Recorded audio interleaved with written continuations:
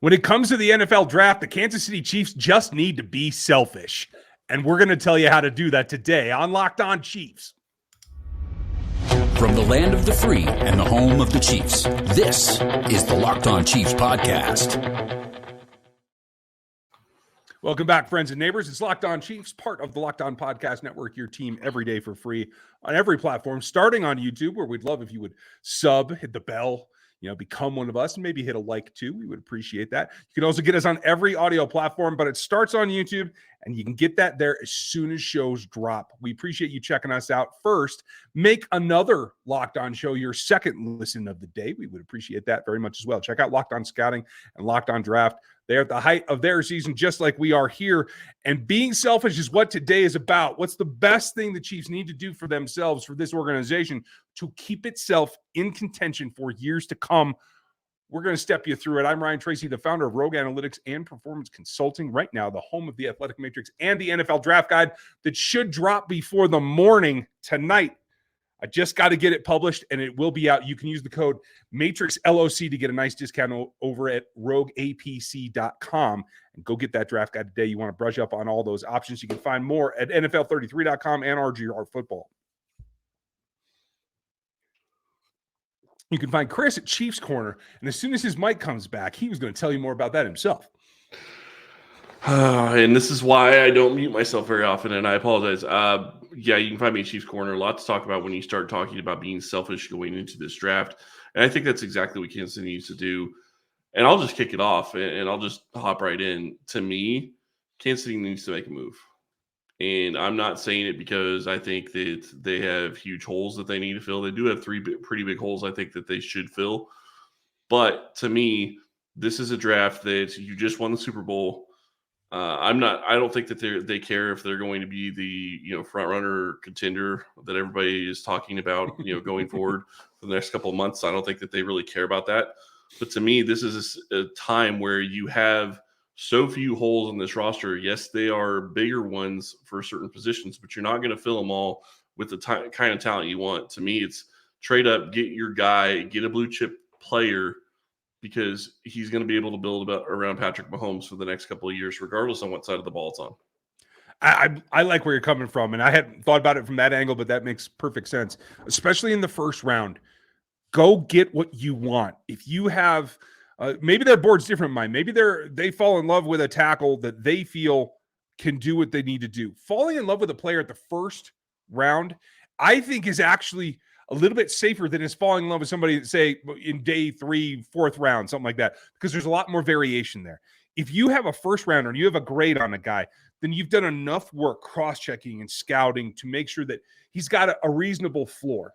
So if you really like him, if you fall for him for one trait or another, or you feel you can push him into Pro Bowl or All-Pro status, be selfish. Go get him. Attack that draft like you just won a championship, because guess what? You just did.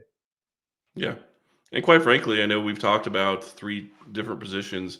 If wide receivers picked over and you don't like your options at tackle or at end, I've said this before. I know a lot of people won't like it. I wouldn't care if they went and got a tight end in the first round. Yeah. I know you don't care for it, but here's the thing. Andy Reid likes to innovate. And to me, he is in a position where he can innovate if he gets that type of talent. And I'm not saying you do it just to go get a first-round tight end. I'm saying you do it if he's the best player on your board and you don't like what else is there. I can get down with that, because let's be real. The Chiefs are stingier than I am, and I usually only have about 20 first-round grades on my board, period.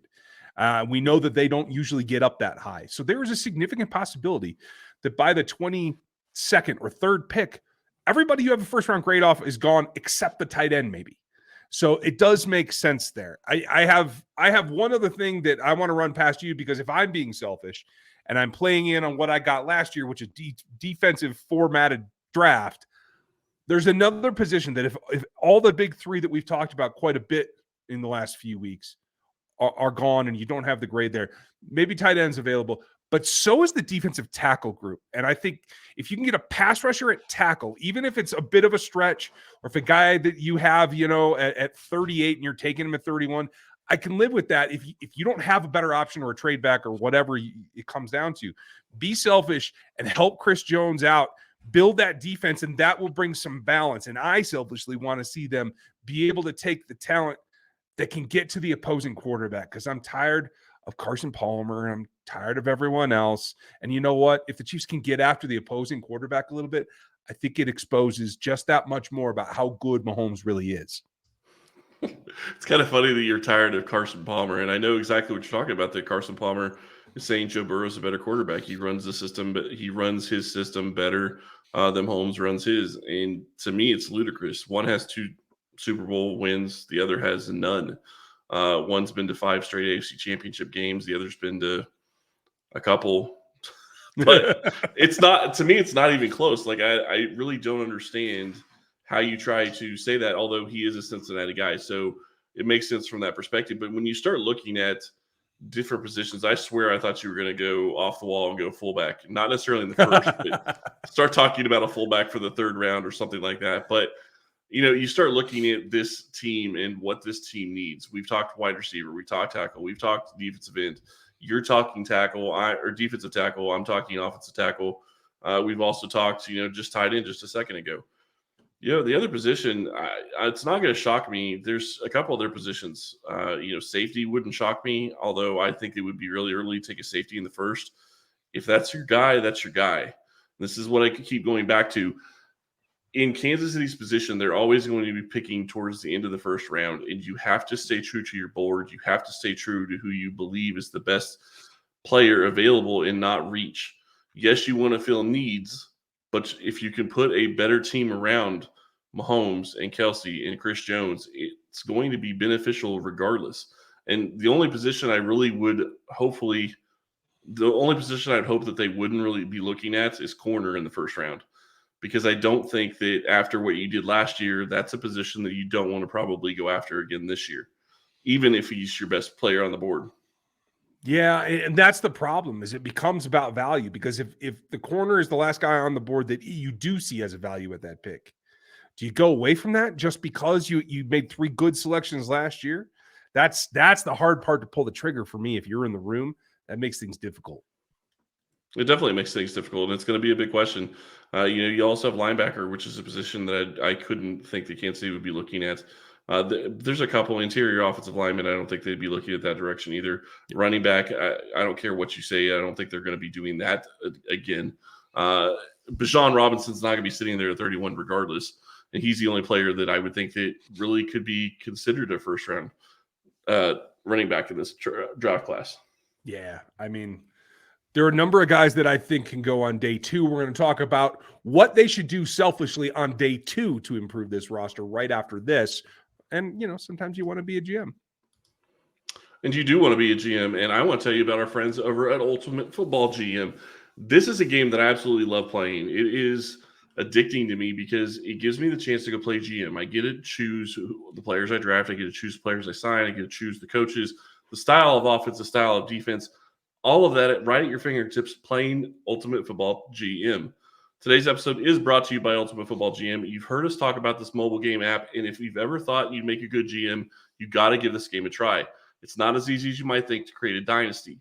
With Ultimate Football GM, you are responsible for controlling the destiny of your franchise by hiring the right coaches and coordinators, managing all the finances, including negotiating players' salaries and terms, navigating your franchise through free agency, the draft, injuries, player personnel issues, which I thought was actually kind of interesting because you actually get guys suspended as well. So kind of really goes to the reality of what GMs have to deal with and all the ups and downs of a season. All this in a challenging, realistic game world. Ultimate Football GM is completely free and playable offline. Play on the go as you want and when you want to. Locked On Chiefs listeners get 100% free boost to their franchise when using the promo code Locked On in all caps in the game store. That's Locked On in all caps. So make sure to check it out today. To download the game, just visit ultimate-gm.com or look it up on the app stores. That's ultimate-gm.com. Ultimate Football GM. Start your dynasty today. Dynasty in Kansas City is already rolling. So the question is, how do you make that better? How do you reload? How do you bring something new to it? And again, even in the second day, I think being selfish is about filling your needs, getting your table set. What do you want on your plate? Where do you want everything at? What do you have in your glass? Be selfish. What are you looking for? For me, it comes down to I'm tired of hearing all the complaints that it's all Patrick and he doesn't do, if without him, you guys can't win a game. You don't have any defense. I want some glass eaters. I want somebody that puts the fear into the other offense. That's what I'm looking for, to bring some balance. Everyone's scared of Mahomes, and they should be. But nobody's scared of the defense, even when Chris Jones is out there. And that's, I think, the bigger problem. I want the fear factor. I want the intimidation. I want somebody that scares the other offense. You've always been a defensive-minded guy. To me, I want to be in a situation where you can put up 50 points a game. Mm-hmm. And I say that, and people are going to laugh. But the reality is if Mahomes plays with good wide receivers, good tight ends, good running backs that can catch the ball out of the backfield, and an offensive line that protects him, he could put up 50 points. Probably 3 or 4 times this season. So it's more likely 40 points a game. And the reality, though, when you start looking at that, is that Andy Reid probably isn't going to put up those points. But when you have the ability to do it, it gives you the ability to be multiple on offense. You have the ability to do whatever you want and take your style to them. That is what I want this team to be able to do. Offensive line-wise, they're set at 4 of the 5 positions. And I want to say that specifically 4 or 5, not left tackle through right guard, 4 or 5. I'm not sold they're not going to go for a left tackle in the first round or second round or whatever. And I don't care what you pay Juwan Taylor. He is worth $20 million a year regardless. If you don't believe me, go watch his Instagram. He's working out, and you see the feet. You see the difference between him and Orlando Brown. That is so huge for his position, regardless if it's left or right. You give me a lot of good ideas there, and particularly about Juwan. I think they've started down the road now. I do want to see them finish, because Juwan, his signing in particular, makes me feel like, honestly, everybody knows this. If you're in a relationship of any duration, you know this. At some point, it's just not worth fighting. I don't care if it's your boyfriend, my wife, or whoever your significant other is. Sometimes you just got to give in and compromise, and you don't get what you want, and you have to play that game back and forth. Juwan Taylor feels like, I want like ice cream on top of my pizza, and that's what I want. So selfishly, that's what I'm doing. And they went and got their athletic tackle that they want. And I just want them to finish the meal. Get the other one. I don't care what round it's in. Maybe it is day 2. Maybe the value is day 2 for tackle in their eyes. But just go finish the meal and get everything that you want selfishly and finish that off. Sit back and be happy. And I will say this too, regardless of how we feel about Orlando Brown and him not being the top tackle in the league, and I agree he wasn't a top left tackle, he was able to play left tackle close to serviceably enough for Kansas City for the most part. So I have faith in Andy Reid and Andy Heck to be able to get it done if Juwan Taylor does have to be their left tackle. And if he ends up being their left tackle, I have confidence that he's going to be better than what Orlando Brown was. And that's why you pay him $20 million a year. You pay him, quite frankly, this goes back to the same thing that I just said a couple minutes ago. It goes back to his feet. You start looking at how he's able to move his feet and how he's able to get out there. He may struggle a little bit more with strength players than Brown did, because that was Brown's game. But Juwan Taylor is going to be a lot better against speed rushers.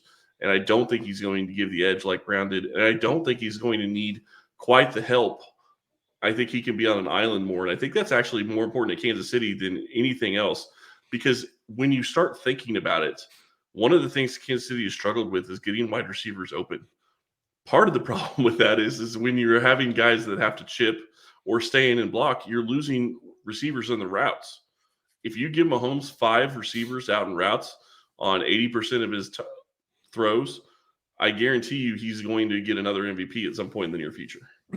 That's a good way to look at it. Well, and that's the concept. You get the tackle that is a quality player of the right ilk, one that they haven't made the investment in, quite frankly, since Eric Fisher. Then you don't have to chip as much. Yes, you're always going to have that as part of the thing. I lean towards, and I think the Chiefs lean towards the athletic types like Juwan Taylor, like Eric Fisher, that maybe are underpowered. There's some guys in this draft class. There's one in particular that gets slotted to the Kansas City Chiefs every day in mock drafts. And he is that kind of guy. He's a little underpowered, but his feet make up for it. It doesn't matter if it's Anton Harrison in the first or if it's Bergeron in the third, and that's what they think works for them. I'm going to trust Spapperduta and Ryan Nutt and the scouting staff to say maybe they've identified traits that are better than I think they are, or that they feel they can enhance more than I can. And so again, if that's your point of view, be selfish. Sell it to Veach. Veach will listen because he's been that guy selling before. Yeah, and I think the other thing that makes it really hard for us to talk about players and really we can have our own ideas on players. We don't get the information the teams do. And what I mean by that isn't just the the traits and what he's able to do, what he's able to run his 40-yard dash in and your metrics and how athletic he is. We can get all that. We're not getting the interviews. Mm-hmm. We can figure out who was a team captain. We can figure out who's been a leader on their team. That is something Kansas City has always been about. And I think it's continuously going to be something they're going to be about. And it's going to have something that they're going to have a flavor of guys that they like, and guys that they're drafting are going to be guys that were former captains for their teams. They're not going to be captains in Kansas City, but they could be the most important person on that offensive line or in the wide receiver room in just a couple of seasons. Mm-hmm. Joe Thuney is going to be a guy that's probably not going to be in Kansas City. I hate saying it, but maybe not even in 2024. Wow, I'm not ready to go there yet, but that's a fair point. Where I am ready to go, though, is what they do about it on day 3, because that's maybe, especially at interior offensive line, maybe somewhere you can get something done. There's a couple of options that I like as well. We're going to cover day 4. What is selfish? What can get this done in a way that makes this team better on day 3, coming up right after this? Day 3 is where the value is. I just have to ask real quick, when's day 4?